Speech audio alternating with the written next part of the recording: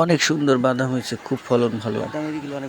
আহ, অনেক বড় বড় বাদাম, লাল টকটকে কাঁচা মরিচ, কত সুন্দর। হ্যালো এভরিওয়ান, আসসালামু আলাইকুম। আরেকটি নতুন ব্লগে আপনাদের স্বাগত। তো আমাদের গ্রামের বাড়িতে আসলাম, বাবা মরিচ খেতে জমিতে মরিচ দিয়েছে, কাঁচা মরিচ, সেটা পাকছে। তো আমার ছেলে এবং ভাইগুলা মরিচ তুলতেছে, তো সেটার একটু ভিডিও করে আপনাদের কাছে শেয়ার করলাম।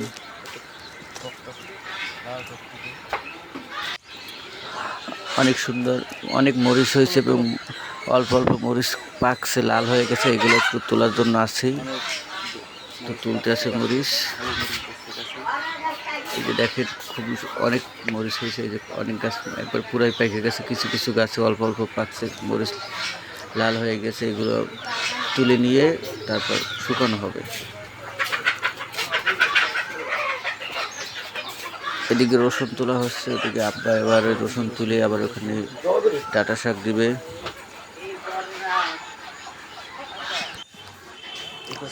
এই যে দেখা যাচ্ছে, এটা হচ্ছে মিষ্টি আলু ক্ষেত, সুন্দর মিষ্টি আলু গাছ হয়েছে।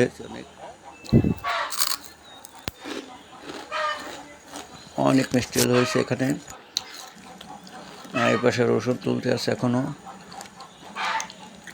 আমি রসুন তুলতে আসো।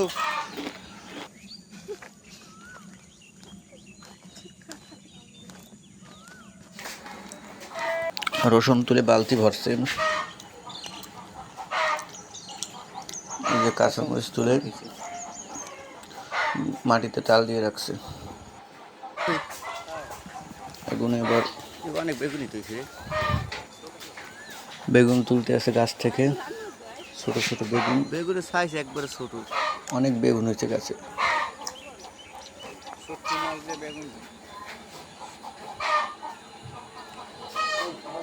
আমার বোন বেগুন নিয়ে যাচ্ছে, তুলে সকালবেলাটা রান্না করবে, ভাজি করবে, তারপর ভাত খাবো। এই যে এইখানেও কিন্তু এই যে কাঁচামরিচ পাইকে আছে।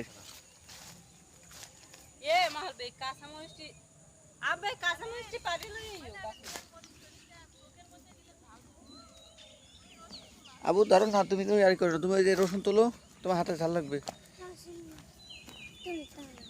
তা তোলো, সাবান হাত দিয়ে দেবো না।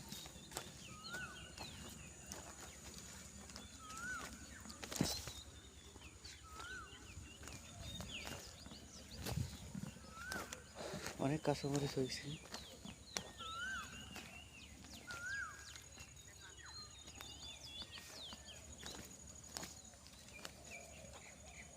এগুলো বাদাম, চিনিয়া বাদাম হচ্ছে অনেক।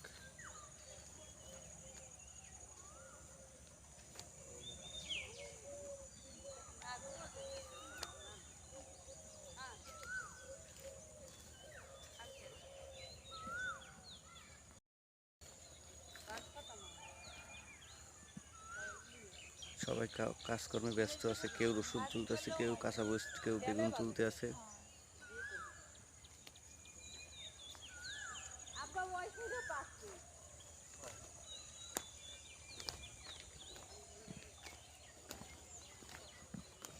এই যে এদিকে কিন্তু অনেক কাঁচামরিচ।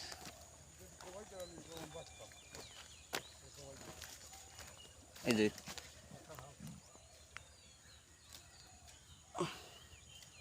এই গাছটায় অনেক মরিচ পাকছে।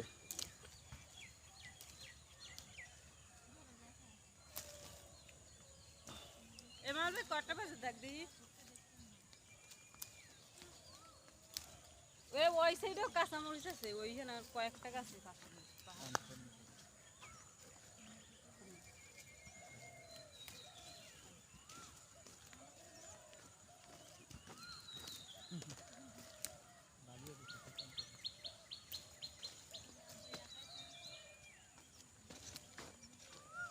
একদম কাঁচামরিচ, পিওর কাঁচামরিচ, কোনো ভেজাল নেই এতে।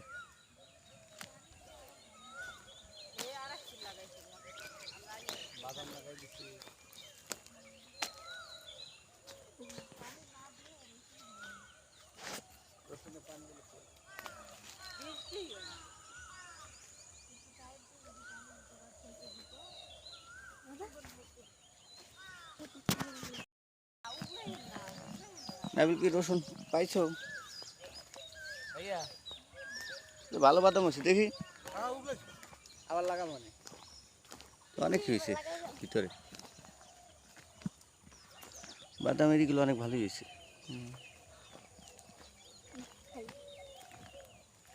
রসুন পাও?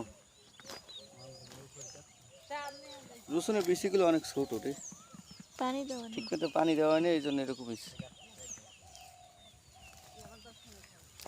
এইদিকে অনেক কাঁচামরিচ হয়েছে।